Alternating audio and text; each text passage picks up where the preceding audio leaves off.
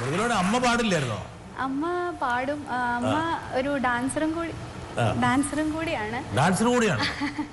പക്ഷേ മൃദുല പക്ഷേ ഈ ജോബിനെ പോലെയല്ല, ഒരിക്കലും ഒരു ചുവട് പോലും സ്റ്റേജിൽ വെക്കില്ല.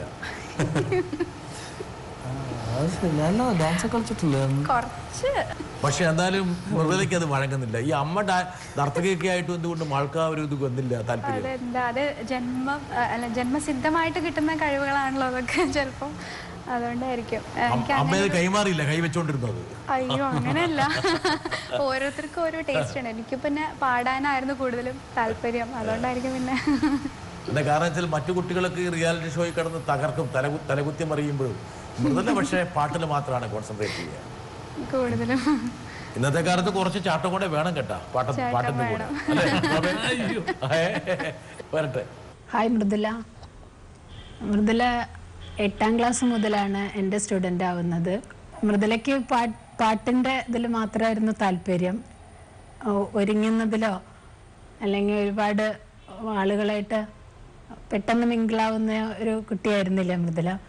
അതുകൊണ്ട് തന്നെ മൃദുല അങ്ങനെ ആളുകളോട് അധികം സംസാരിക്കാത്തൊരു കുട്ടിയാണെന്നാണ് എല്ലാവരുടെയും വിചാരം. കുറച്ച് പക്ഷെ പിന്നെ അങ്ങോട്ട് നമ്മളൊരു 6 മാസം ഒരുമിച്ചുണ്ടായിരുന്നു സാധാ ഷോയിൽ. ഒരു സ്റ്റാർട്ടിംഗ് പ്രോബ്ലമേ ഉള്ളൂ. സ്റ്റാർട്ടിംഗ് പ്രോബ്ലമേ ഉള്ളൂ, പിന്നെ കത്തി കയറിക്കോളൂ.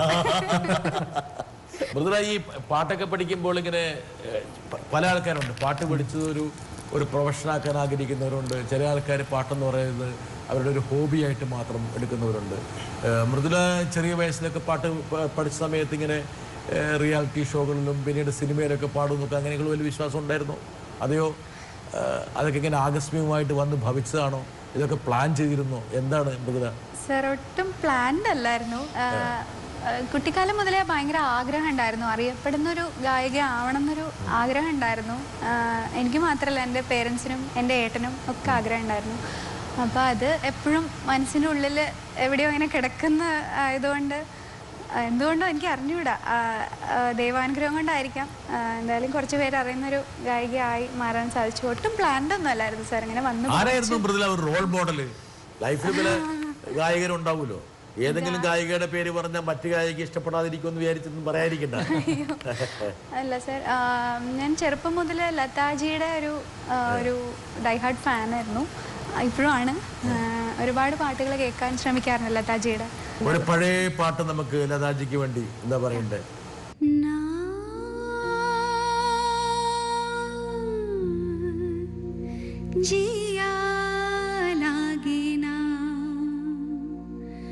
तेरे बिना मेरा कहीं जिया लागे ना, ना जी